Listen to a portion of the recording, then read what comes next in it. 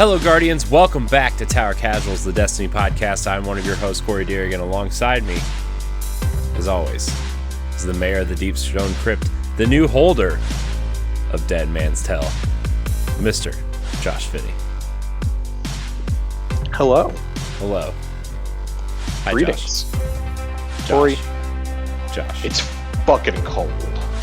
Yeah, it's always cold in Ohio until it's not. Fucking cold. This is a different kind of cold for people in Texas, though. I mean, that's fair. It's warmer here in Ohio than it is in Texas. It has been nothing short. Like, I'm sure everybody's tired of hearing about this, so I'm not going to dwell on it and do the poor me bit. Like, it was bad last Thursday when I talked about it. It's only gotten worse. Yeah. It was bad. It was starting to get bad last Thursday. It got real bad on Sunday when I recorded Standard Def with you and Laron. And then just the rest of this week has just been absolutely awful. I am so ready for this to be over with. Like, just 36 more hours will save my pipes, basically. Yeah. So I'm really hoping for the best here. Fingers crossed. Like, there's been nothing short of a humanitarian disaster occurring the farther south you go in Texas. One of my best friends, her parents have a beach house in Galveston, and they had gone down there to go spend some time. Like, they work remote, so they'd gone down there. Like, we haven't really left the house in like a year. Right. And they heard about winter weather coming in while they were down there, and they're like, oh, well, it's not going to get to Galveston. Well, it got to Galveston. And I don't know if you know this, but beach houses do not have much insulation at all. Yeah, I'm aware. So their pipes burst. The house got down to like 35 degrees or something on them. Because the power was out on the entire island. All the water had to be shut off on the island. Just Galveston, Houston, Corpus, San Antonio, Austin, like that whole like bottom half of Texas is just a nightmare. Like, if you get to Waco, like Waco's probably like the last place that's not a complete disaster. Like, here it was bad. And some of the bad videos you've seen of like the flooding have come from like people's homes and apartments flooding and stuff have come from Dallas. But it's nothing compared to what's going on down there. It's so much worse. I'm incredibly thankful that we've had power and water this whole time. Yeah. Yeah, I mean, it's crazy hearing a lot of people, because I know a lot of people that live down south, and everybody's just like, man, it's cold. It's like treacherous down here. And it's like, yeah. I'm like, welcome to my world every winter. It's like, so like, it's a different kind. It would be like the equivalent of Ohio getting like 112 degree days, right? Like, I mean, we get those though. We get those. Y'all's homes are not made for that. We get those in like August. Oh God, dude. It's just like, I mean, so I'll put it this way. Like, you may get it for like a couple of days, but it's like the equivalent of us getting ice for a few days. It's like, oh shit, this is so out of our normal weather pattern. Like, right. In the summer, that's what we get for like months on end. Yeah.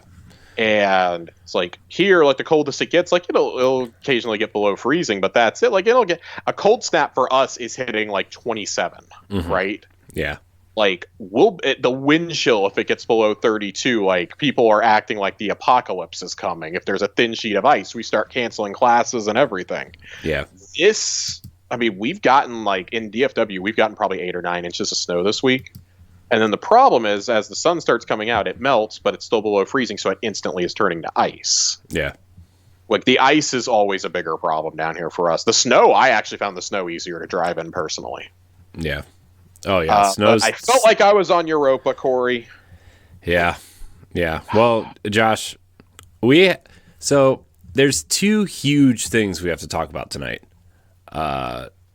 The new Exotic Quest, we're going to blow the doors wide open because we both did it last night. I was up till like 1 o'clock last night. And I was just Corey, let it be known, Corey did an Exotic Quest before I even started it. That's true, I did. I was like, man, am I going to do something before Josh does? And I did. My internet has been really bad this week, guys. It finally stabilized yesterday. I was kind of worried that maybe we wouldn't be able to do a show this week, or at least a video or a live video show. Yeah, we probably wouldn't have had a video, but I would have at least joined by audio from my phone. But No, I'm here. I'm ready to go. But Corey, that's only half the story this week. We got another story dropped on us this morning that I woke up to everybody in the world sending me. Yeah. I tagged you in it on Twitter. I'm like, Josh, are we covering this? And you're like, yep. I'm like, all right. You sent it to me. Pretty sure A1 Johnny sent it to me. My buddy Matt sent it to me. I talked about it with a few other people this afternoon. Bungie is growing exponentially. Yeah, that is the tamest way to put this. I have the press release pulled up here. Yeah, I have it up here too. We're gonna read sections of this and kind of break it down bit by bit. We are grateful and humbled that our independent success allowed us to invest in our talented people and headquarters this year, and we're delighted to welcome Trace Harris and Pamela Kaufman, who is from CBS, by the way, from Viacom International, to our board of directors, says Pete Parsons. The past several years have been a time of tremendous growth and opportunity for Bungie. We are home to some of the best and brightest talent in the industry, and we look forward to expanding upon both our talent pool this year and increasing our resources to support them. Trace and Pamela also bring incredible media and entertainment experience, and we're looking forward to taking advantage of their proven acumen as we continue to build the future of Bungie. So the first section here is an HQ expansion. I'm not going to read through all of this, but basically here they say they're going to triple the size of their main headquarters in Washington, up in the Seattle area in Bellevue. It's going to go from 84,000 square feet to more than 208. They broke ground on this in January, kind of secretly, and it's going to be completed in fall 2022. The new HQ is centered on collaborative neighborhoods built to support the spirit of deeply integrated creative collaboration that defines Bungie's success and a hybrid workforce of both remote and on-site staff. And also commitment to the long-term development of Destiny 2, tell new stories in the Destiny universe, and create entirely new worlds in to-be-announced IPs. Which is probably that Matter IP that they kind of... So I believe there's 2 IPs in development right now. I do too. Matter is absolutely the first one. That was the one that Tencent invested in or something, right? So Tencent invested, or excuse me, it is NetEase. NetEase gave them a $50 million investment when they were still part of Activision, and that was to create a mobile experience. I do not believe that Definitely that is. Didn't go into that I believe that is separate.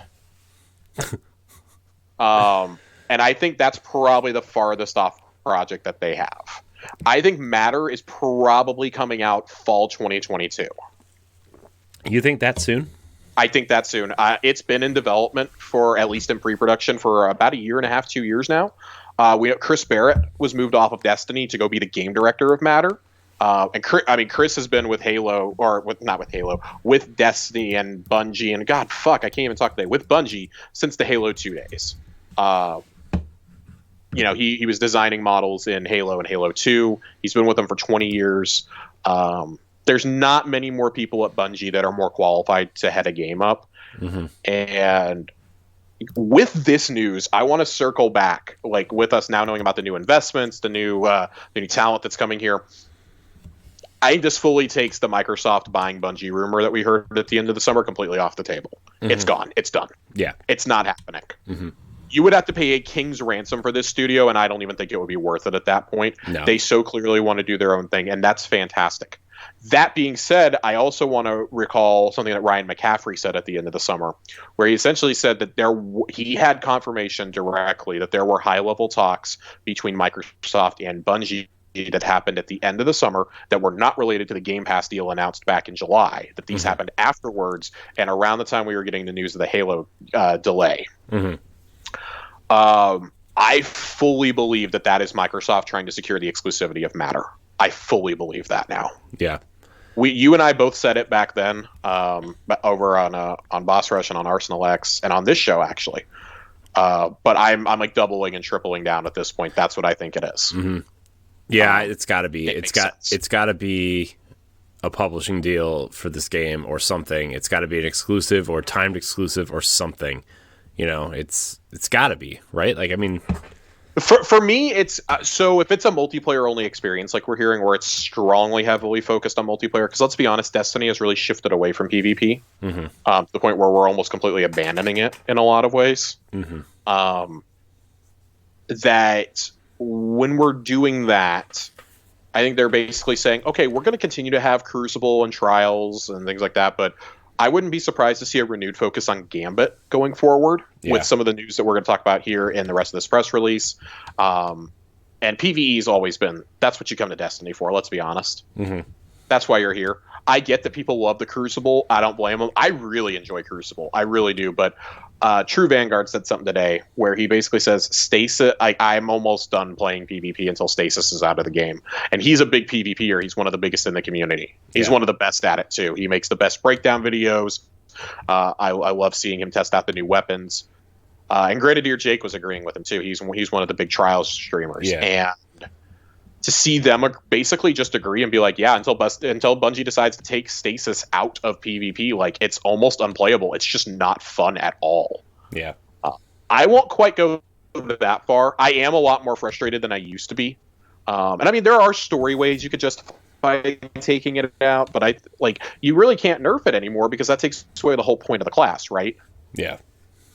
Yeah, like, I mean, not to like delve off into that segment, but like just to circle back to Matter, I think that's why they want, if this really is like the next evolution of the Overwatch formula of the arena shooter, right? Then that we've heard that Matter is going to be, then I think that's what you do here, right? You let that be entirely PvP focused, and like, hey, maybe we'll slap a story in there for you or something, right? Because even Overwatch builds their lore very well by introducing new characters. What if you do something like that? I would really like to see that, or like have a competitive scene like Siege or like Overwatch League. I would really love to see that. I could see it be. I could almost see it more like Overwatch, especially since they've experienced. Obviously, they have experience in the arena shooter thing with Halo. They have the experimenting with different classes and subclasses with Destiny. Well, they worked direct. Blizzard helped them out with the launch of Destiny 2 on PC. Right. With BattleNet and everything. So I wouldn't be surprised if you see some people from the Overwatch team maybe like schmoozy on over and join Matter. Especially since there's like some mass exodus going on at Blizzard right now. Right? Right. So. The last part of this, Bungie is going to open its first office that's not in Bellevue next year in Amsterdam. This studio is going to be where a lot of their publishing and marketing divisions are going. So that's really cool to me. It's going to be like a global business office in a lot of ways. So it sounds like it's not going to be another studio necessarily. Right. It sounds like the business part of it. Yeah, they've really prided themselves on being a remote work from home company this year. And I think they're one of the few studios that's like really, really publicly excelled with it too. Like, who was it? I don't remember if it was Luke or Mark. Somebody said it as we were approaching Beyond Light. It might have even been Joe Blackburn. I think it was Mark, actually. I think it was Mark. Somebody said that they have tripled their workforce since COVID began. That like 2/3 of their workers have never set foot inside the Bellevue office or something like that, or like, maybe not 2/3. That might be too much. Like at least 40, 45%. Yeah, and that's still an absurdly high number for a studio that employs over 500 people. Yeah, I do hope this means that they're not just staffing up for Matter and for a mobile IP. I do hope that they're getting more people for this universe, because it's become painfully obvious over the last year and a half since Shadowkeep. You need more people working on this game.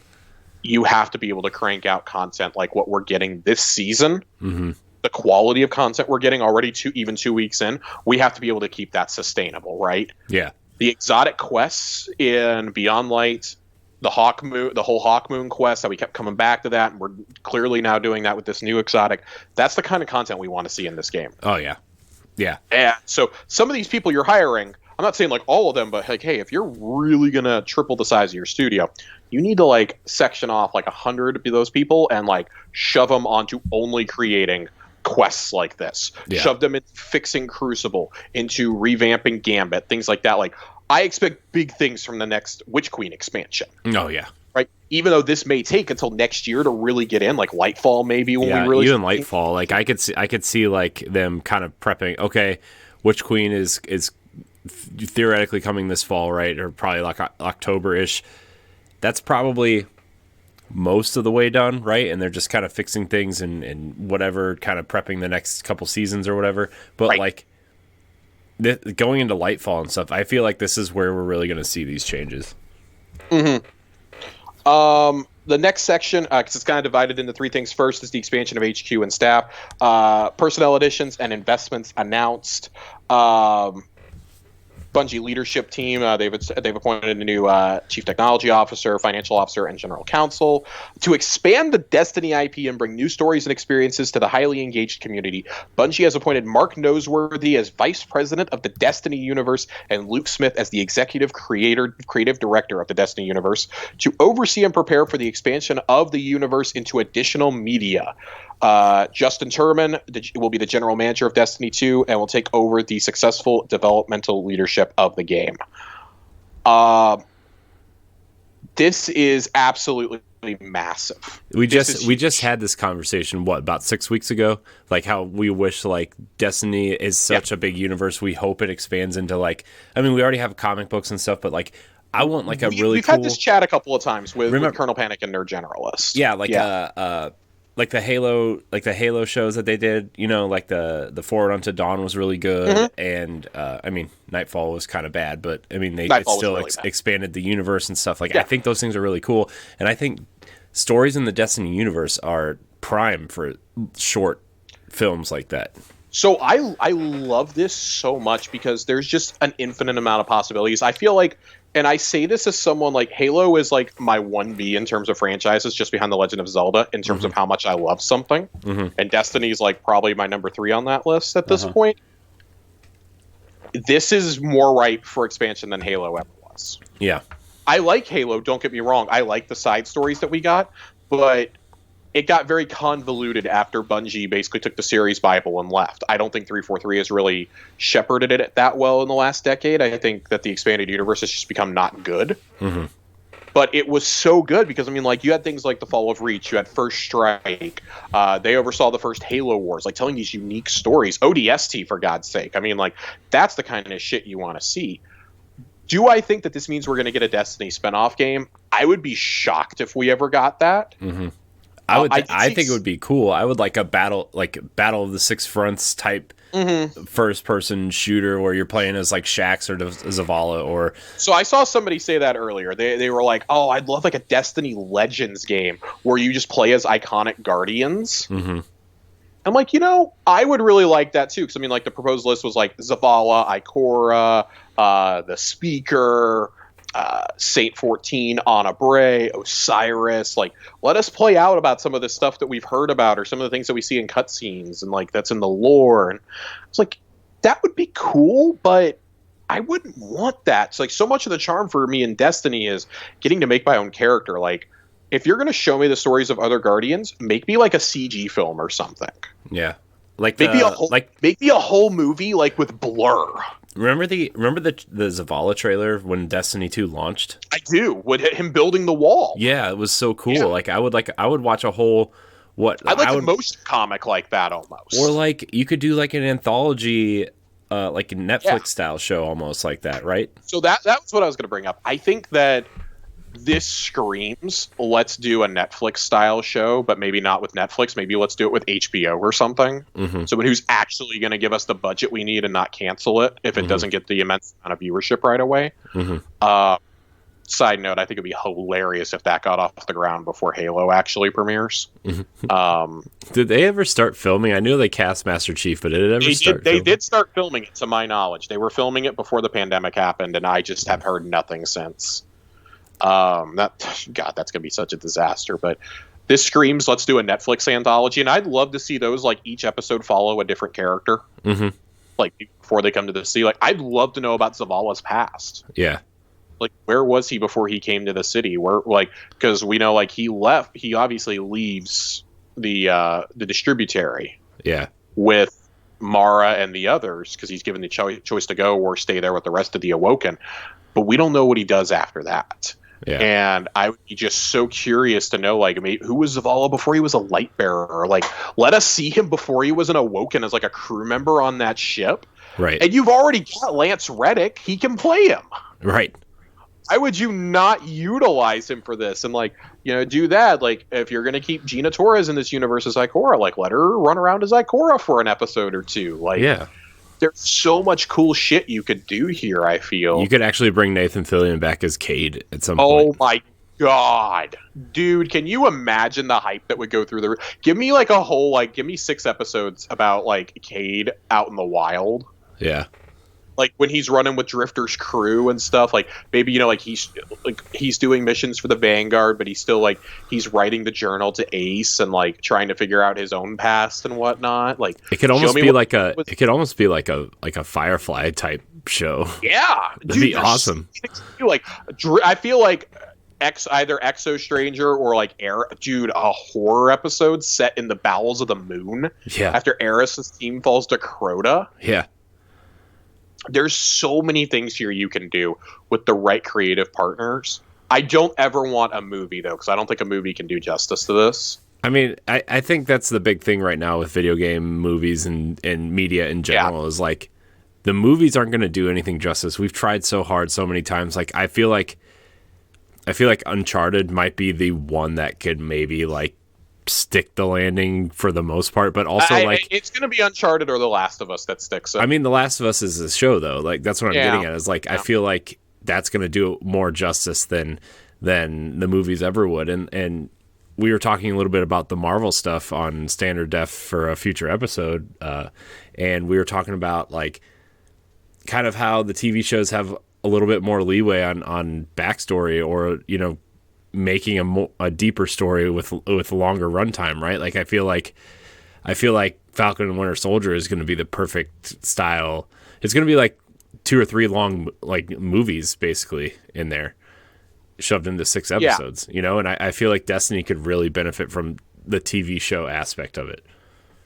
Yeah, I'm really excited to see what happens. I think the important thing is that you don't try to tie it in with the events that we see in the game, though, or that you don't try to show events that we do. Like, I don't want to see a team take on Oryx. I don't want to see a team take on Crota. Like, I lived that shit. These have to be before the games start. I feel like these have to be. I feel like they could even be concurrent. Like, I want to see things that are only referenced to in the lore. I want to see maybe Guardians meeting up with Mithrax for the first time, like him deciding to build the House of Light. Yeah, like, you know. But I think like what you said, an anthology series is probably the most likely, focusing on like characters that aren't the player. Like, start with the main ones, but then like do some more influential ones. Like, show Uldren before he's Crow, when he's still an asshole, but he's scouring the galaxy and he eventually finds the baby Riven and brings it to Mara. Like, give us an Iron Lord show where they're going to fight Siva. God, like, dude, just give me an anthology. Like, make each season like something different. But I want to see us I want more comics. I want comics. I want some novels that were as good as the Halo ones. The Halo ones in their heyday. That's the thing that I'm surprised aren't happening yet. Are novels. I think they're being so careful with that because Bungie's lore is so well written and presented that I think doing a book is really tricky. Because then it's like, well, we don't want people to have to read outside, because even the things in like the comics are alluded to in the game lore. Right. And I think that gets really tricky if you go to do a novel or a TV series. Okay, most people are going to have insert streaming platform here. They're going to have a subscription to that already. I think asking them to go out and buy books and things like that, like, it's one thing for us to be getting the Grimoire anthologies, because so much of that is not in Destiny 2. I think it's another thing when you start asking us to buy novels, and I mean, like, I'm saying that as the dude's going to line up, buy the first edition hardback, get it fucking signed and frame it and all this shit. Like, I'm going to read that book until all the pages fall out, like I did my Lord of the Rings copy. But this universe it feels like they said when they made it, they wanted it to be thought of on the same level as something like Star Wars in terms of its expansion, its storytelling, its legacy. This is the next step towards being remembered in pop culture beyond LOL Destiny 1, vanilla Destiny 1. Like, this is the next step towards that. And I feel like that joke is just so played out. Like, if you're making that joke, it's just clearly because you have an agenda at this point. Right. Like, you have, at that point, you have not made an effort to get back into it in the 6-7 years since. You don't really care, and that's fine. Like, I'm not here to tell anybody like, oh, fuck you because you have an opinion. I'm just here to say, like, you clearly don't give anything a fair shot, and that's okay. whatever. Yeah. I don't know. Like anything else on this though beyond our wet dreams of Lance Reddick and Nathan Fillion getting to play their Guardians on screen? I mean, not really. We can dream, Josh. We can dream. It's more possible than ever now, though. Just saying, it's more possible than ever. You know it is. So. So moving on in this release, I promise we're not going to talk too much more. Bungie has appointed Johnny Ebert as Chief Creative Officer and Zach Russell as General Manager, Incubation, to build and drive creative vision and foundation for Bungie's future worlds, alongside the next generation of leaders, with plans to bring at least one new IP to market before 2025. Jason Jones, Chief Vision Officer and the founder of the company, takes on a talent-facing role to help Bungie's top creative leadership unlock their potential at the company. I mean, again, we've already kind of speculated on what this is going to be. This almost certainly confirms that Matter is in the works, and that the mobile IP is also. So the mobile IP, I feel, is the safe one to guarantee, but I also don't think that Matter is going to be in production for 6 years before it comes out. Right. I think that's just a really careful way to say, like, don't expect too much from us, because we are still obviously extremely committed to Destiny going forward. But I mean, like, if you can have one that's like mainly PvE focused and one that's mainly PvP focused going forward, I feel like that's probably the best thing for a company like that. Like, because you want to get people who aren't enamored with Destiny into your games too, and you want to retain those players that are like, I'll play anything Bungie puts out. The mobile game comes out, I'm playing it. I don't care if it's a fucking deck builder, I'm playing it because it's a Bungie game. What if it's a match 3 Destiny icon game? Oh Christ! Like Disney Emoji Blitz, but it's basically I would play it. You'll get a review in Tower Casuals when that happens. And then just one last note on here. 2 new members of the board of directors: Trace Harris, Finance and Strategy Executive, and Pamela Kaufman, President of Global Consumer Products for Viacom CBS. They bring years of experience in multimedia IP expansion, alongside acumen in business operations, scaling, and join NetEase's Simon Zhu as external members to Bungie's board. But yeah, Pamela Kaufman oversees worldwide licensing and merchandising of Viacom CBS's portfolio of brands, including Nickelodeon, MTV, Comedy Central, BET, CBS, Showtime, and Paramount. That is really, really, really cool to me, that they are reaching out and getting these people in here. To me, that's probably the biggest move, and that probably signals where a theoretical Destiny show would go to. It would go to like CBS All Access / Showtime, which is really or Paramount Plus, which isn't that their new thing? Fuck, Paramount, dude! I swear to God, if I have to sign up for Paramount Plus for this after that god awful marketing campaign during the Super Bowl, like, I don't know what I'm gonna do. Right. Look, I've got a few years for this to flop and for them to decide it's going to go to HBO instead. I can't believe I'm rooting for the death of a streaming network so that I can selfishly not pay for another one, especially one with a bad interface. Oh, there's so many. There's so many now. It's not even funny. So many. But any last thoughts on this overall business statement? This is not what any of us expected to wake up to on a random Thursday in February. No, I'm excited for the expansion of Bungie. I think that this is a company that's been through a lot, whether you agree with some of their decisions or not.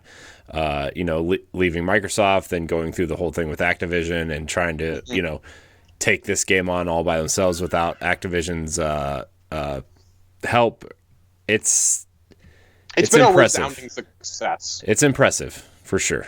It's really impressive. We have the highest player counts since Vanilla D2 going on right now. Like, it's even surpassed Forsaken at this point. Yeah, it's a big deal. Yeah. The Game Pass deal has helped an awful lot. It gets come to Game Pass PC sometime this spring. We don't know exactly when. This is big. I mean, I'm not going to lie. When I saw the first sentence of it, which I only read part of the headline that everybody was sending me, and I almost overreacted to it. I saw Bungie prepares for future growth in 2021 with Studio, and I didn't see expansion because it was cut off, and I was like, oh shit, did they acquire somebody, or did they just get acquired? What is happening here? Did they just get acquired? Now, I want to be clear. they're investing, and like they're not just doubling down, they are like quadrupling down on that they think Destiny is going to be a viable product for like the next 5-6 years. That's at good. Least. I'm excited for that. If they miscalculate here, or if the new IP that comes out when it comes out bombs, I do think them having external people on the board could prove to be a problem. Yeah.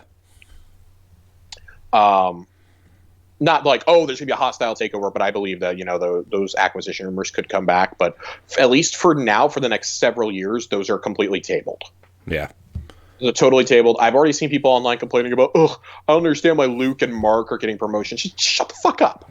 Just shut the fuck up. Like, I'm not. Why do you think they're getting promotions? Do you see it? Like, do what? I was just gonna say, like, why do you think they're getting promotions? This is Destiny is successful, whether you enjoy playing some of the things or not. Like, Destiny is clearly successful, and they're spearheading the entire thing. So, like, why wouldn't they? Yeah, like, you may not agree with all their decisions, and we're not asking you to, but you screaming about stasis in your comments about why they shouldn't be promoted, that's just like, Jesus Christ. Like, you are really concerned with the state of a fictional game and with a, capitalistic company, aren't you? Like, nobody should be that invested unless you work there. Yeah. It's like, we just think this is a cool piece of news, which it is. It is. So I'm excited for this. I really, really like it.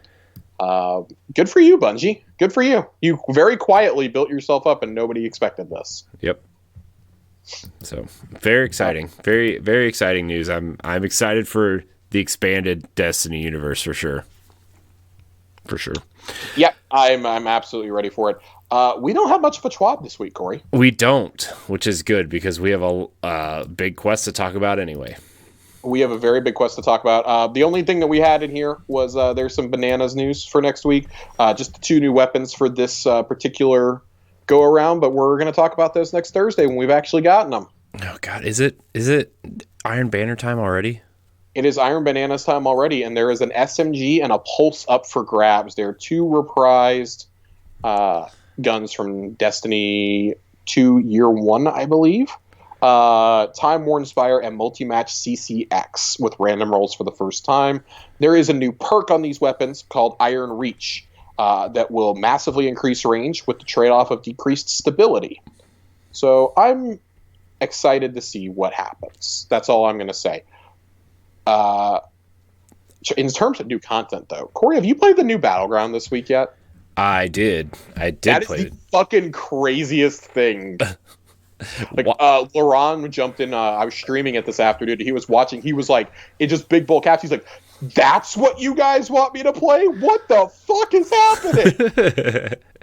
I was like, yeah, dude, like, this is nutty, but I love it so much. Yeah, it's insane. So dude. great. It's insane. So great. Love it. How can you not love these Battlegrounds? These are my favorite things to do. These are cool. These are so much fun. Like, I jump into them like, yeah, let's do it. I would much rather do these than strikes for sure. To be honest with you. I say that now, but I know by the end of the season I'm gonna like want to rip my hair out if I have to go do any more of them. Yeah, so I'm trying to pace myself, knowing that I eventually have to do the you get a triumph or a quest every week to do 5 more. Yeah, I'm holding off until like maybe I start getting like triple credit for these. Yeah, it's they're cool though. I really like this one. We get the 4th one dropping on Tuesday. So we have one on Nessus, one on Europa. We have one in the old Skywatch in the Cosmodrome, which just brought back all the old fuzzy feelings I've had. Yeah. But they're like, it's funny though, because the one in the Skywatch is like all barricaded and stuff. It's just like, it's like, man, this is a really claustrophobic place to be having one of these Battlegrounds. I love it. I love it so much. It's so good. This is what we talk about, like reusing spaces though, right? Mm-hmm. This is the very definition of reusing assets in a way that is suitable to drag them forward. Yeah. But Corey, let's get to what everybody wants to talk about this week. Lore Corner. Well, the Lore Corner is gonna be fucking great. But no, we're gonna talk about the new Exotic Quest and the Dead Man's Tell, which is the new Exotic Scout Rifle. And let me tell you, last night I did some things regarding the Nintendo Direct yesterday, but after that, I played it with my friend Mitch, and I was like, it's 9:30. It's almost 10 o'clock. Should I do this? I was like, you know what? It's only 4 steps. We can do it, right? We can do it. Oh my God. Famous last words. Yeah. I was like, Mitch, are you on? He's like, yeah, I'm playing the Division. I'm like, you want to do the new Exotic Quest? He's like, yes. So we got on. We were like, okay. I know it starts in the arms dealer. Yeah. So let's go do that. So you load into the Nightfall. Well, I guess you don't really have to do the Nightfall, but we did the Nightfall, and you load in and you go through the doors on the right instead of going down the hallway on the left. And you have to kill one of the enemies, and you have to pick up a distress signal. And this door is never open, by the way. Again, no. Reusing assets and doing unique spins on them. This is what we want. Mm-hmm. And you pick up that distress signal, and then we weren't sure if you had to finish the strike or not, so we just finished it. Which I think if you've never finished it before, you have to finish it. Was what I read afterwards. But then you go to Zavala, and he gives you an exotic quest, and you load into the Tangled Shore, Josh. You load into the Tangled Shore. Okay? But when you do that, you load into the abandoned ship of Mr. Calus here. It is just the most coolest, unexpected thing. I did not expect to be here this soon. So we noted when we saw the trailer a couple weeks ago that there were some freeze frames at the end with a Screeb and a ship. Uh-huh. And I was like, oh, that's probably logically going to be placed at the end of February or beginning of March when they have that whole month gap of content they haven't talked about. It's pretty clear that's when they're going to bring up the next parts of this quest line. Mm-hmm. Because you're not done by a long shot. There's so much in this that you do not have access to initially. Oh, yeah, for sure. Yeah. But the Presage quest, Corey, this is the absolute coolest thing I have done in this game, probably since Whisper. Yeah, I was going to say this is the coolest thing I've done since the Outbreak quest. Outbreak was very good, too.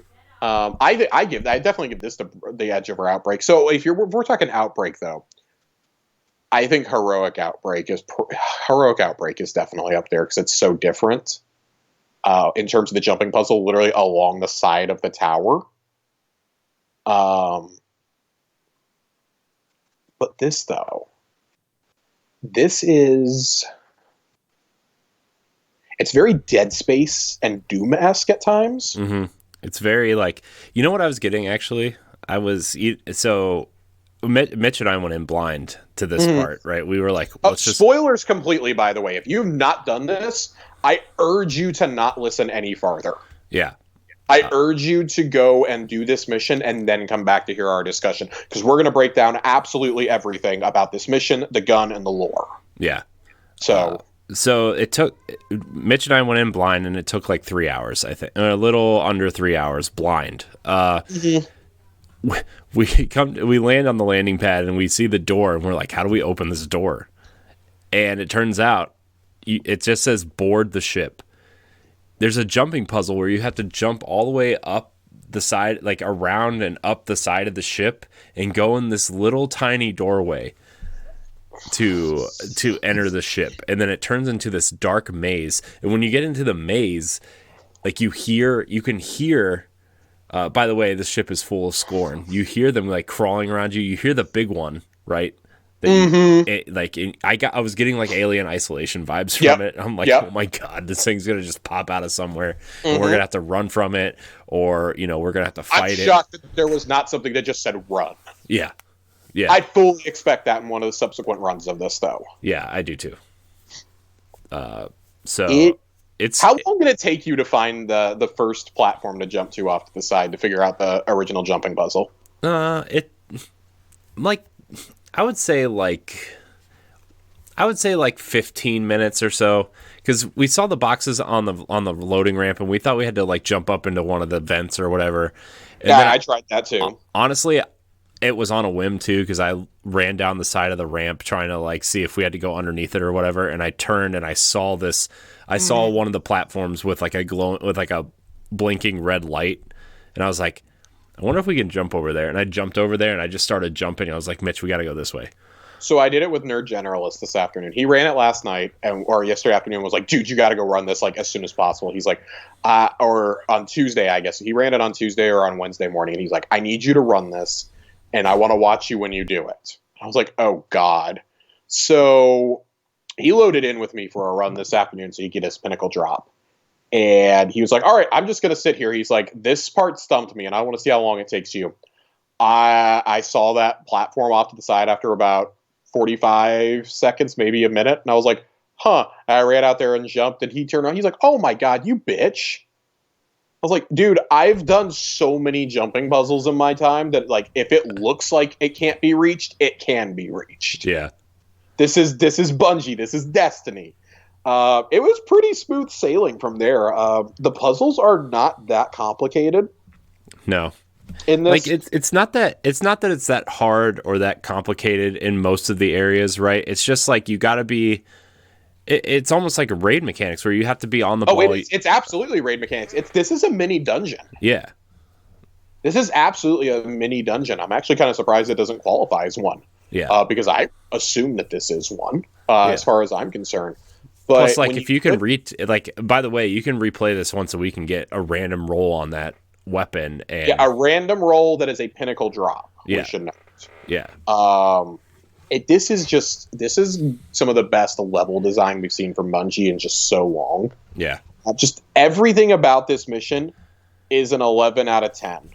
Yeah. Like the music, the atmosphere, the music is amazing.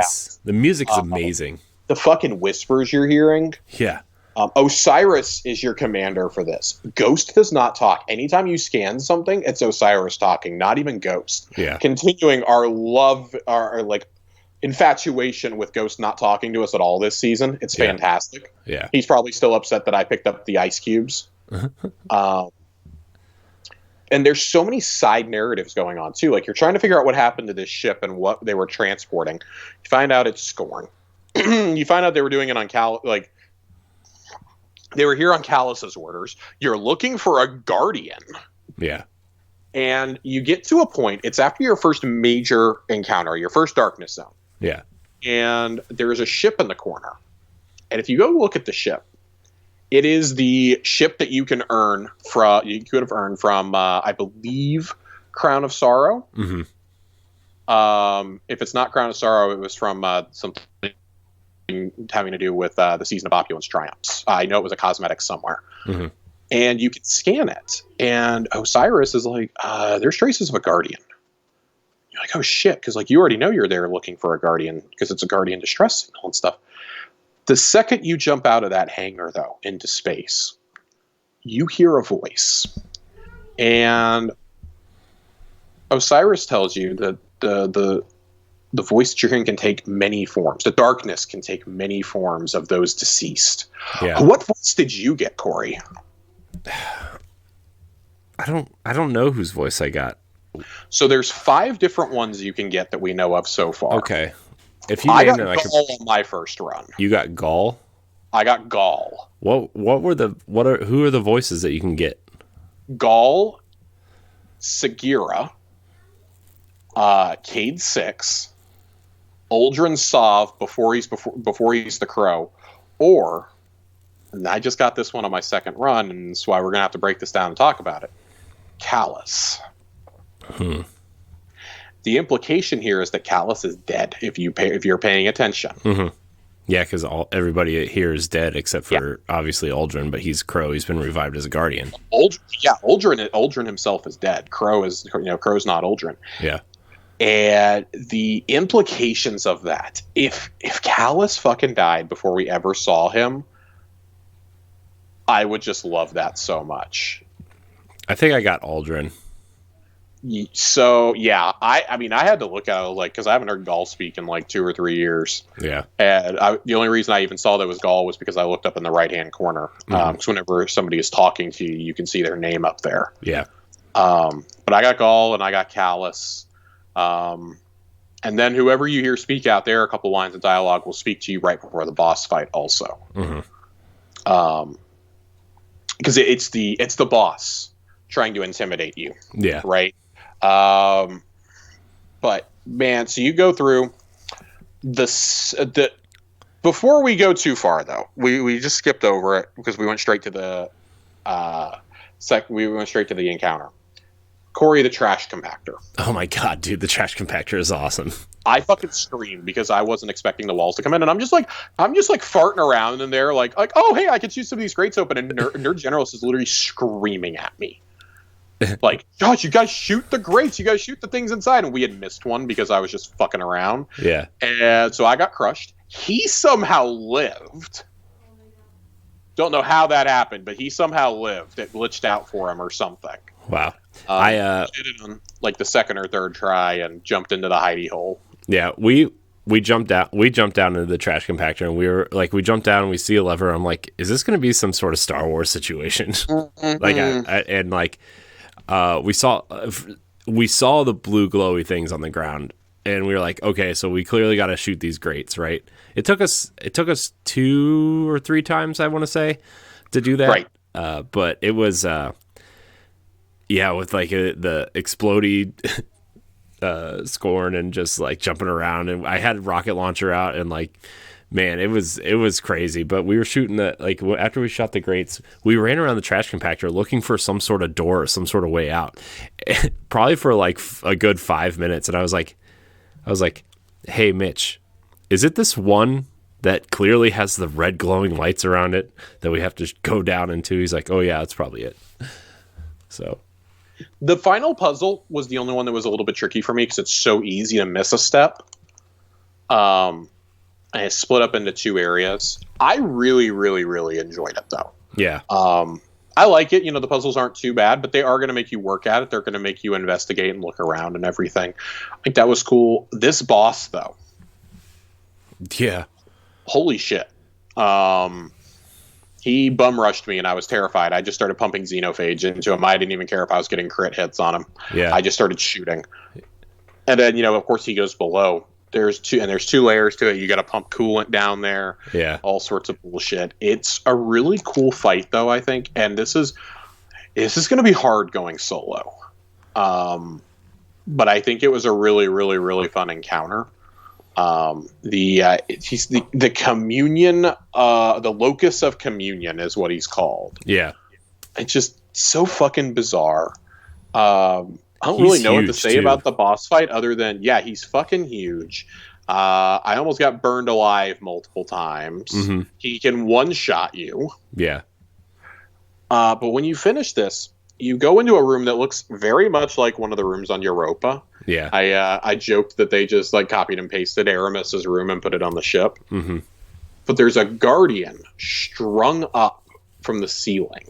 Yeah. In what looks like the most excruciating way to die that we've ever seen in Destiny. Yeah. That's literally what it's like. This is clearly an exploration into like a little bit of a horror genre mission. Well, and they even say in it, they say at the end, Osiris goes, I'm going to talk to Zavala at once about authorizing exploratory missions to this ship. We need to find out what happened to this guardian and his ghost. You actually can find a dead ghost in the final jumping puzzle. Oh, really? Yeah, we found it behind some crates. You can't pick it up yet, which makes me think that it's either time gated or it's tied to the lore and whatnot, but we were not able to pick it up. We found that. We found several data pads throughout. Yeah, I saw the data pads. There's some dead scorn, there's ships, there's all sorts of stuff you cannot scan yet. Yeah. And I think that's because we're going to come through and do different things on there that aren't just the Exotic Quest, as well as probably a heroic version, I would imagine. Yeah, which I wonder if that's what's going to happen when that week, that month that there isn't anything going on. I think so. Yeah. Yeah. I think so, because then that gives you plenty of time before the end of the season to go ahead and get things done. They don't have to rush to get people their triumphs. Mm-hmm. But man, what an amazing, amazing, amazing mission. This is the best thing, and one of the best things in Destiny 2 by far. By far. Yeah, it's not even a question, and I can't believe that it dropped a week into the new season. Yeah, I would happily do it again just to do it because it's so cool. Right.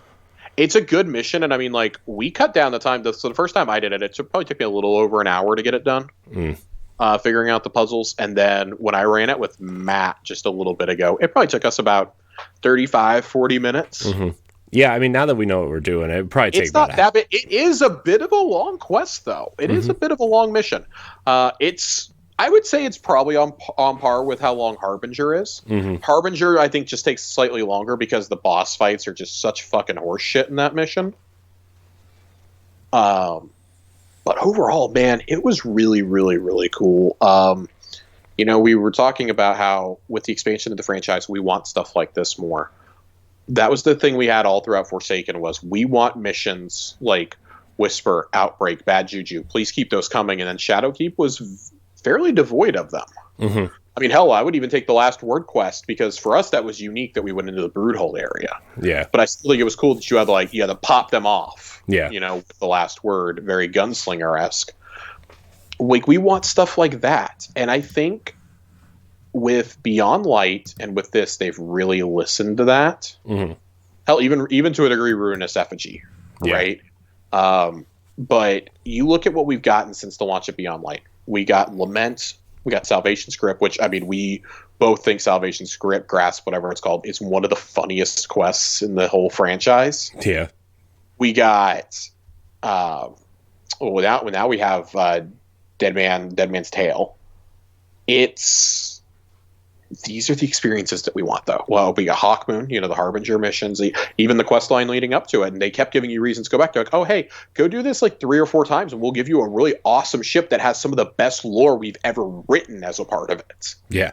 Like, there's so many things. Like, people are so involved in this storyline now, and like, even people that I've seen who have been notoriously down on it are like, this may be Bungie's best season. Like, this is what we want from seasons. And I'm like, imagine if this had been like drip fed content, like they had saved this until like 2-3 weeks from now. Like, I'm sure we all would have liked it, but they would probably be like, oh, well, that's all we're getting for like 3 weeks. Like, look, they're giving it different versions of this. Like, no, like, this is half the reason that there's new talent investment, right? Is to make sure that they can keep having unique experiences like this. Because believe it or not, a quest like this takes a long time to build. Yeah, especially like the puzzles and stuff, and like designing the puzzle area. Yeah, the puzzles, everything. I mean, like, that's something I would not be shocked at all to see this concept show back up in a raid. Yeah. I would almost guarantee you this will be in a raid at some point. But on side note, please never give me a score in raid. Yeah. No. It's no. Pass. But they pretty clearly draw a line here that the Taken, the Hive, and the Scorn are all of the darkness. That they are all in servitude to the darkness. Like, the Scorn here have been corrupted. We get that line. This and that. Like, that's not dark ether. That's something else. That's a malevolent spirit. Yeah. There's something else guiding these Scorn, and it's of the darkness. You think it's like Savathun or like? I don't know who it is. I do not think this is Savathun. At least not initially. I don't think that it is.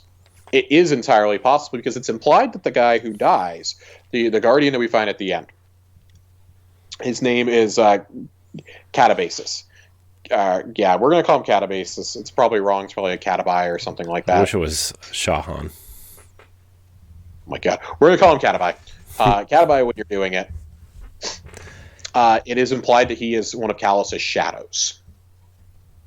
That he basically succumbed and took the offer from Calus to become the shadow, whereas the young wolf has rejected it. He doesn't want to be the Earth shadow. She does not want to be the Earth shadow. And you get little bits and pieces of dialogue throughout it. And just like his body's been completely like ripped apart by pure darkness. We get a line that the Hive have completely destroyed the Cabal homeworld, which was previously unknown to my knowledge. Yeah. So I could see, like, down the line, it won't be for another couple of years, but I could see us getting to the point where we have to ally with, not all of them will be helpful to us, but we ally with a faction of the Cabal. And we align with Mithrax of House Light for the Fallen. And I mean, the Vex are kind of like that weird in between. Yeah. But like, the darkness clearly has the Hive, the Taken, and the Scorn on their side at this point. It's extremely clear. Yeah. And so to that end, I could see Savathun being behind this because they specifically mentioned the Crown of Sorrow as well. And I mean, we're not going to go in and we're not going to spoil things. I'm not going to talk about anything data mined. Osiris himself mentions the crown. when you're in that hangar looking at the ship and stuff. He mentions to crowd, it's either there or it's when you're doing one of the very first puzzles right before the trash compactor. He mentions wearing the crown, or that somebody will wear the crown. You can get a scannable somewhere where they talk about Galran. They talk about the Royal Bathers. They talk about the Castellum. And there's just so much there, and you're just like, oh my god, like, they're going to keep us coming back. You're like, Calus is probably dead. Like, he disappeared, they said, in one of the anomalies. I think they really may kill Calus off screen without us ever seeing him. If anything, this confirms that he's dead, or he's in a pocket dimension or something. Mm-hmm. So, not really sure what that means overall, but just Bungie, if you're listening, more quests like this, but not everything needs to have random rolled perks on an exotic. Yeah. I think that shtick is going to wear itself out really quickly if you do that. Yeah, I mean, I think Hawkmoon makes sense. Like, the Harbinger mission is a cool mission. I think that makes sense. Hawkmoon made sense because it had an extremely problematic original perk. Yeah. But yeah, that was the original nerf. Yeah. Not just Gallarhorn. That was actually the one that people wanted capped for PvP. Yeah. Bungie wanted Gallarhorn fixed for PvE though. Yeah. No single player wanted that thing nerfed. No.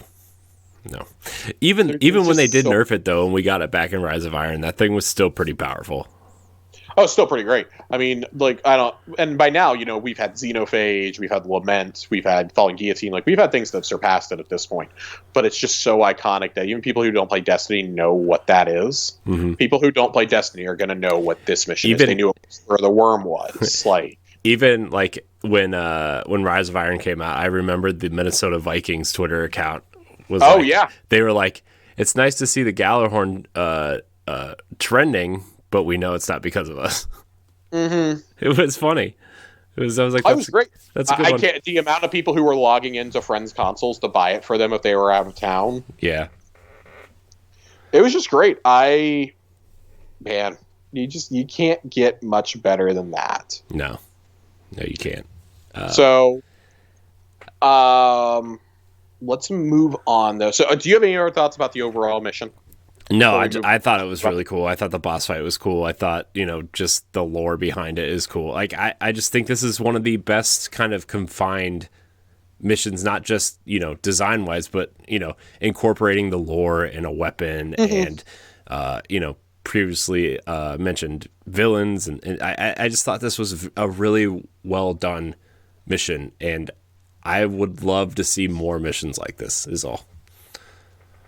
So Dead Man's Tale, the rifle you get, this is one of the most badass weapon designs in the game, I think. This looks like an old, 1800s style hunting rifle. Yeah. Like something you would have in the Wild West. Like, I need a fucking cowboy because I have a cowboy hat ghost. I have this gun. It's awesome all around. Mm-hmm. It's 120 RPM, which is, I believe, it's the only scout rifle of its kind. Mm-hmm. So it definitely fires a lot slower than I like my scouts to fire because I use a lot of 220s, 260s. I think I even have a 180 that I use. I've been using Trusty a lot. Fuck you. No, I wasn't saying that because you have it. This is where I would put it if I had it. I'm still very upset that I don't have a Trusty. I will run the raid anytime you want, Josh, as long as it's after 8:30 at night, any day. I want to run the raid. I really want a Trusty. But this gun is just so sleek. So the exotic perk is Cranial Spike, and it's the one you're guaranteed every time. Causes multiple precision hits in a row to deal increased damage and improve the reload speed. This gun, Corey, I don't know if you've played around with it yet. I did. I played with it a little bit last night afterwards. We were like, okay, well, we got a new weapon. We got to go to the EDZ and just run a lost sector and shoot some guys with it. It's nasty. I took it into the Crucible, and it was awesome. I was getting doubles and triples with it pretty quickly, and I was just clean shooting people from across the map before they knew what was happening. I think the reload is really slow here. Like this, if you're a hunter running this, your dodge will be back by the time you need to reload, so you're pretty much good if you just keep using marksman dodge. Yeah. But I don't even know where to go. Like, again, like this is a really cool gun. I think with its built-in perk, I think this is a cool one to get random rolls on. I just don't want to see us become over reliant on this, like, and then where people are inevitably disappointed, like, oh, the seasonal quest this season for the exotic doesn't allow random rolls. This is trash. Like, Bungie wants you to keep playing this activity. They want you to have reasons. So remember how we got Hawkeye, and then, or Hawkmoon, not Hawkeye. we got Hawkmoon, and then you watched that Avengers roundtable. It was bad. Then you do the heroic version, the Harbinger. And that's not even like the heroic, but you just do Harbinger, and it's like, oh, this is completely different while still utilizing the same space, but we used different pathways to get there. This is a very special mission, I think. I think this is absolutely consequential to the future of Destiny. This particular mission, not just like the design of it and the wild reception it's getting. No, but it peers into the future, because like we thought Calus was going to be around. We thought we were going to go meet him. Like this is a nod to like, okay, well, we clearly don't know where this storyline's headed, so you know. And I love it. We got something completely unexpected that I never thought I would get. Yeah. So very, very, very, very, very excited. This gun is awesome. I love that we can grind out for different roles every week, that it's a guaranteed pinnacle. And I mean, eventually you're going to get a role you really like, or there's just nothing for you to do for a few weeks. Like, this is somewhere we're going to keep coming back to in the season. And I like that they figured out a way to bring the Scorn back, because I mean, we haven't done anything with them since Forsaken. Not that I like the Scorn or anything, but I hate finally the figured Scorn. out something. Like, I mean, it's a great enemy to make anybody frustrated. Like the guys that swing the lanterns, or like the guys that can disappear and travel underground in that purple smoke. Like, it's just, they're annoying. And the explodey guys are just like, oh my gosh, just go away, dude. Just go away. But it was great. It was great. I really, really, really, really, really, really, really like it. But Corey, we're going to move into our lore corner for this week, which all comes from this mission. So full disclaimer, I have read the entire lore book. I try not to do things until they're in game, but since I was unable to access tablets in there through 2 runs and did not start the lore book, I am going to simply read the first 2. There are 12 entries. We're going to read these for the next several weeks. We may do like a reading from this in addition to a smaller lore corner, or like as things build with Keitel, we might need to like adjust course and talk about her. Right. This is going to be a recurring theme for us, though, here and now. It is on Ishtar Collective. It is being talked about actively all over the internet, in everybody's mentions, their DMs, every forum. This is going to get ruined for people who want to just wait it out the 6 weeks. This will inevitably, I don't know if it's 6 weeks, it may be 3 weeks, like whatever, however many weeks, it's going to get spoiled for you. So I actually would urge you to go read it on Ishtar Collective now, and then we'll break it down as a group. Yeah. So entry 1. This book is called Captain's Log, by the way. The intro to every page starts with, "This page is blighted with mold and the imprint of a memory. The words seep experience into your open mind through the eyes of Catabai. A royal invitation got me as far as the inner reliquary. I enter the belly of the Leviathan unattended. My eyes catch on the runs and Calus's crestfallen banners. His inner halls don't gleam. Reminds me of stories from the Golden Age. Polish the veneer and present them on a platter, but when you peel back the layers, it's just old. Past with prime far behind. Ahead, a legionary and loyalist guild nods to me and swings open a door.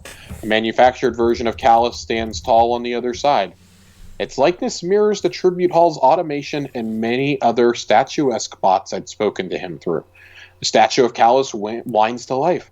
You're early, but I suppose your tribe is always ahead of the pack, Hunter. Should I have this room moved, that you may stroll the Leviathan's halls that much longer and appreciate my hospitality?" Not sure what he wants to hear. "She's an impressive beast. I've come to take the job." I turn it like an offer. Uncomfortable silence. "Come and see me, Catabai. I have a present for you." The statue points toward a domed chamber. Its curled walls sport every kind of trophy. Bones on hooks, taxidermy wrapped around terrified eyes, and final moments. A clutch of counselors watches me as they take mechanical plates from 3 other identical statues of Calus surrounding them. They huddle about a towering cage of filigreed alloys and woven circuitry, fitting the plates to it with sacramental focus until the cage becomes a tomb around a pearlescent seat, supporting a lonesome figure within. What an auspicious early arrival. Come, witness my containment. Few have seen this. Calus wheezes from inside the cage, his voice like taut suffocation. Calus's withering form swells and jostles. My thoughts stink of disgust, and he can smell it. I am no more trapped here than you are by your light. You assume this flesh satisfies me? How small. My automations stand as monuments of my image, reflections of my breath. They are as I am, one collective self as nothing is. I grit my teeth and look on, stepping sideways to see him from a different angle. His skin is mottled with a sticky translucence that grips my stomach. Your thoughts are as open as your fears, Katabai. Come, come, look upon me and let my counselors assuage them. Counselors lay more thick plates over Calus's living misery, brushing past me as they finish and exiting the room with my inhibitions. Mechanisms within the plates engage as plum light emits from the slits beneath them. Nacre runs smooth around the frame and into a throne-like cup of sullied nobility. Beneath the chalk, the last counselor fastens a faceplate into position. Deep orbs illuminate the faceplate, like wild eyes in the opening pitch of night. We are alone. What do you know of lies, Katabai? I pick between the words. There's a lot of different kinds. And all of them are weakness. Calus' voice spills from the containment vessel and floods the room. Gods do not lie. Like me, they have neither the capacity nor the reason. True power cannot be threatened. It does not compel deception. And yet I have been betrayed by one I thought to be the final divinity. Sounds like you got swindled. I quickly blunt the question with respect. Emperor. When the darkness found me adrift in the cosmos, rejected by a people I had made, I thought to have found a confidant. No, an idol. They promised to return to me, to uplift me, that we may dance together among the stars and drink of their dying ecstasy, till the end as one. But their chilling little fleet came and went. It was luscious, and so many tasted so much. Yet I am empty, nothing, trapped in this limbo of their lie. And gods don't lie, I prolifer. Precisely, to be seen. Calus pauses to heap the drama. For what we really are. Underneath the surface is bliss. All four statues step forward to bear Calus's vessel. His voice resounds from all of them simultaneously. Come, cast a shadow in my halls and drink. So soon we will speak to the liar and separate from it the truth. And then scrolled in the margins reads, Smuggler's switch is still working. Maintenance side hatch. Had to kick in the vent.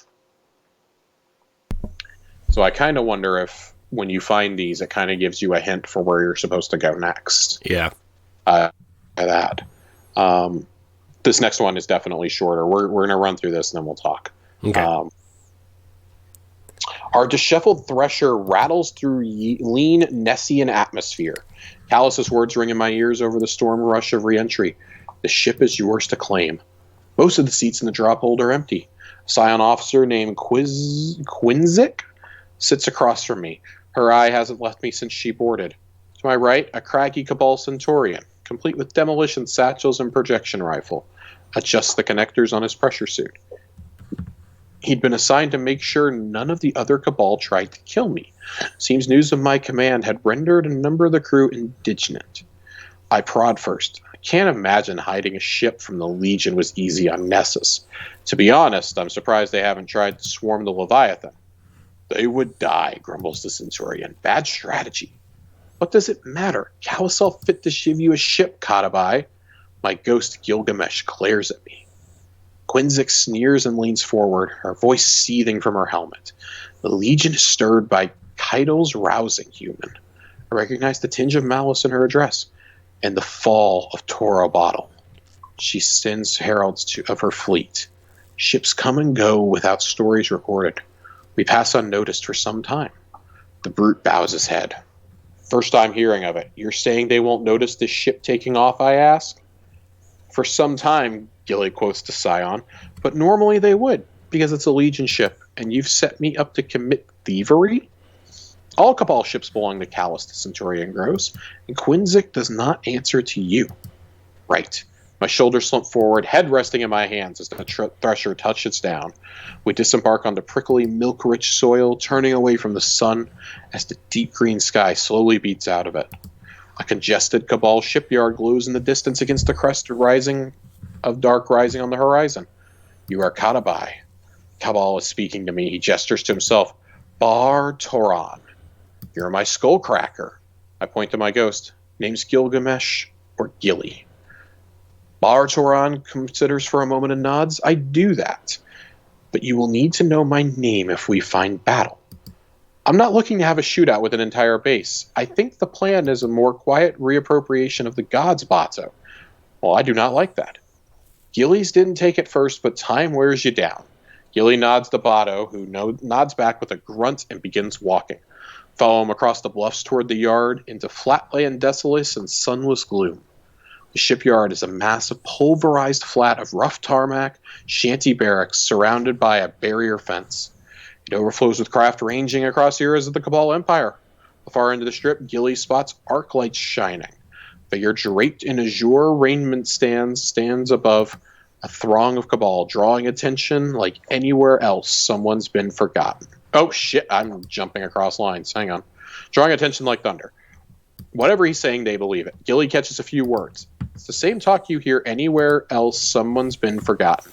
Blame, looking for a hole to fester in, wrestling at the edges with tepid hope, at risk of falling into the past.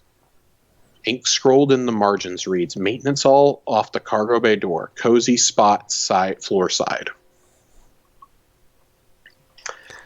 This is going to be a heavy lore book. Yeah. Let's be honest. This is all through the eyes of Katabai. This is essentially his journal. Right. How he came to be captain of the ship and ultimately met his fate that we see. Yeah. And man, I'm so excited. I'm almost wondering. So we know that Osiris went to a ship in the far reaches. It was beyond any of the planets we travel to. And says that he encountered such pure darkness he fled. Osiris fled the ship. He felt an evil presence. I'm almost wondering if it was possibly this ship.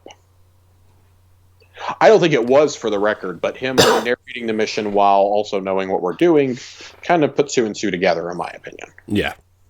But I don't see there being more than one ship unless this is like a fleet of ships that were abandoned, right? Like I don't see that happening. No. I just don't know. You know, we've never had it confirmed where he actually went to. Yeah. I don't think he went to a pyramid. If he did, yell at me and tell me that I'm wrong. This is, again, just the coolest damn thing. The lore is just so good here. The relationship between Katabai and Gilly is something I'm excited to see evolve over the next couple of weeks as we continue to do this and we actually legit unlock it and not just, read it on Ishtar Collective. Yeah, this is going to get dark. I mean, it's already dark, but I feel like, especially getting it gets into much the middle. worse. Like I said, guys, I've read the entire book. It does genuinely get much darker, but it may be one of the best stories in the entire universe at this point, even if you have to read it through the grimoire. Yeah. So. Yeah. Well, I'm excited to learn more. I'm excited to. I mean, I might just read it the next week or so just to get caught up and kind of have more of an idea of where we're going with it. Yeah, I mean, like, I'll go and figure out the well, I want to play for random rolls anyways, but I'll figure out how much we get released a week, so maybe we can adjust this a little bit more. Yeah. But Corey, you have any last thoughts on this mission or on this exotic scout rifle? Not really. I mean, nothing that I haven't already said. Like I said, I got to know what the Catalyst does. That's all I'm going to say. Yeah.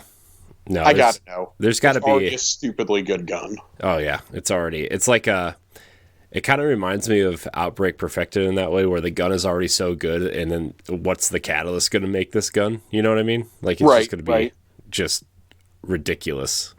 So it's fantastic. I love it. Yeah. I love it. I love the weapon. I'm a big scout rifle guy anyway. Mm-hmm. Same. I love the mission. It's definitely it's my favorite mission since the Outbreak mission. Mm-hmm. I think that's pretty indisputable too. Yeah. I mean, Whisper was also really good, but for me, Outbreak Perfected was like my favorite thing up until this point. It's awesome. So, but do you have any last thoughts? No, I think that's it. I mean, between that and the Bungie news this week, we pretty much had our show taken care of for us. Yeah. Thanks, Bungie, for releasing some awesome Right. And I want to be really clear, though, about one. I guess I do have one small thing before we leave. Keep in mind that this is week 2 of the season. I see a lot of people going, oh my God, this is already the best season they've ever done. I'm going to pump the brakes on that one a little bit because I think Arrivals and Dawn were both very good. Mm-hmm. And it depends on what do you consider seasons. Do you consider Joker's Wild one? Do you consider Black Armory one? Do you consider, what used to be Penumbra but turned into just, I don't know what it turned into. But, Sadness. Becomes, it was supposed to be, all about the secrets of the universe and things like that. And instead we waited an entire year to get Prophecy. This is a design I want to see for exotics going forward. I hate having to go do the bullshit of, go get kills in the Crucible and blah, blah, blah. Or like, go get precision final blows. But every death of yours sets you back 5 points. Right. So this is really cool. This is not a particularly difficult mission if you're about 1280. You can go in there at 1230, just GG's, because it was hard as hell even at 1280 at times. Yeah, I went in at trying to figure out a puzzle and getting shot at. I went in at 1264 and Mitch was 1271, I think, and we went in there and it was tough. I went in at almost 1280. Yeah, and Nerd Generals went in at 1300 with me, so It was good. Highly encourage everybody needs to go play this, and make sure you're going back to the helm table whenever you progress the weekly quest they give you. Yeah. For those, make sure you're going back there and listening to the interactions. Today's was Osiris talking directly to Keitel, which was cool. It was really cool. As hell. Yeah, it was cool as hell. And then when you finish the actual weekly quest and you go back, it's Saladin talking. Yeah. I love the banter between everybody at the end of the Proving Grounds, because I got Saladin and Crow once, and Saladin was saying something about people who weren't around for the 6 fronts or something. And Uldren basically called him out, or Crow calls him out and says, hey, I'm a new light, buddy. You shouldn't disrespect new lights like that. And then he goes, oh, well, sounds like he hung up on us. And it's just funny. I'm very excited to see how Saladin's story goes forward. He has a new Iron Banner quest on Tuesday for the 2 new weapons. That's how you get your guaranteed first rolls, and they go into the loot pool after that. It's a great week to go do any Crucible things you've been putting off that are not rotating modes. Yeah. So you're not falling too far behind. Mm-hmm. Man, this gun wrecks in PvP. It's a really cool ornament you can get to that wraps around it. Mm-hmm. The one that's like 700 silver in Eververse. Yes. Yeah. I 100% bought it. I'm sure it's going to go up for Bright Dust, but at some point. But I was fine with buying it. Yeah, I'll probably wait till it goes up for Bright Dust. I like the default gun of the look of the gun better, but I enjoyed this mission so much. Yeah, I feel like the ornament kind of ties into the Guardian hanging from the ceiling. Like it looked like you were like the gun was wrapped in whatever he was hanging from. So I mean, it was. Yeah. So it looks cool. So it's very cool. It's very, very, very, very awesome. And I encourage everybody to go do this mission as soon as humanly possible. Yes, go do it. Go do it. Credit.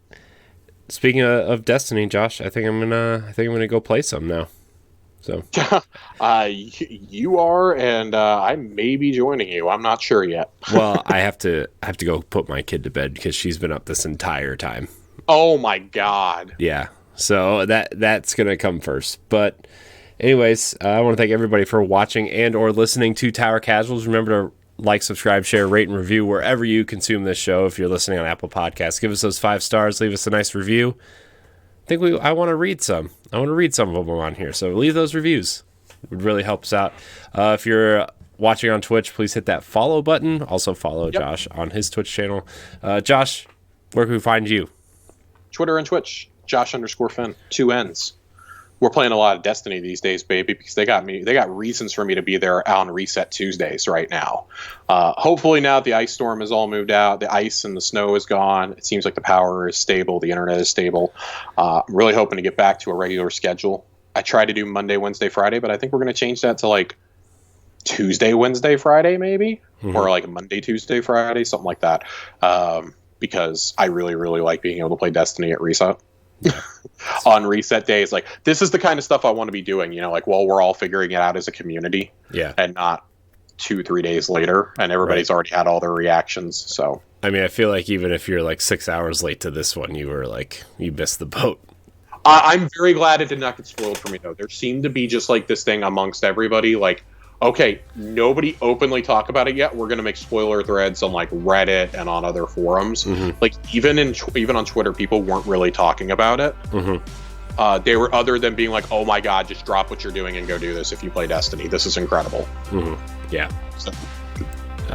But you can find me at I am CorianHD on Twitter, CorianHD on Twitch. You can find me on Standard Definition, which is my new podcast. Hope you go check that out. Josh has appeared on there, as well as many of our friends who create things. So check it out. I want to thank everybody for watching.